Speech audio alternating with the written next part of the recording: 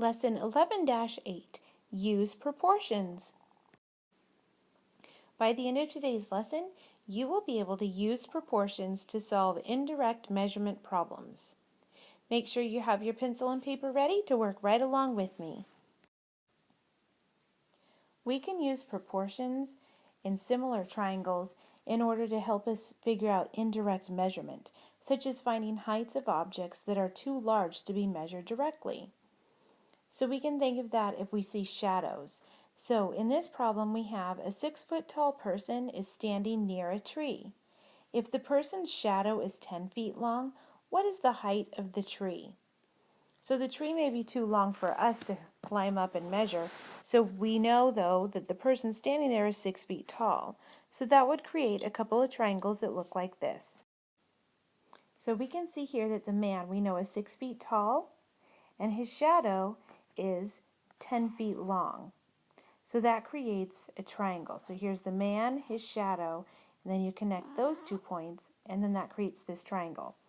We have the tree that we can't shimmy up and measure, but we know that this right here is 20 feet long. We can measure that along the ground. Then we connect the lines here and it makes that triangle.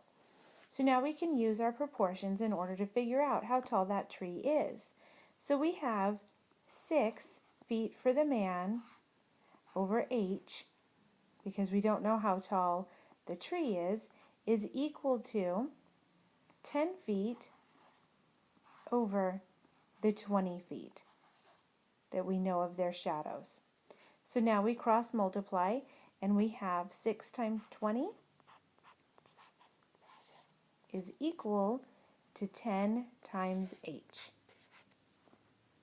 Then we just continue solving. 6 times 20 equals 120 is equal to 10h. Then we need to divide both sides by 10 to get h by itself. So this h is by itself, and that equals 120 divided by 10 equals 12. So the tree is 12 feet tall.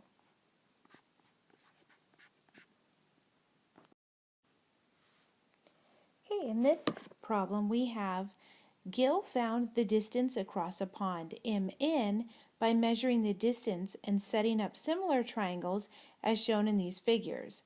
What is the distance across the pond? So here we have the DA right here. This we can compare to NE. So DA to NE, that would equal 10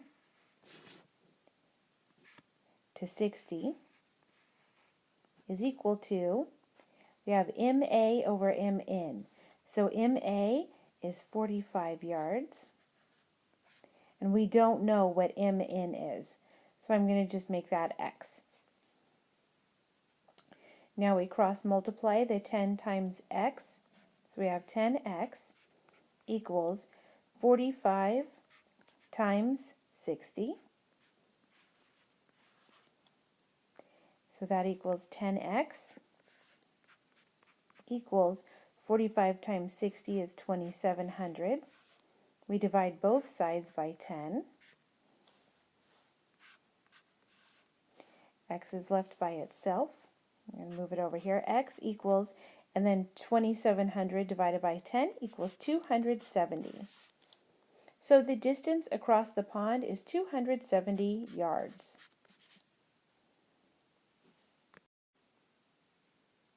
Okay, so just make sure that you rewatch any part of today's lesson before heading off to do today's assignment.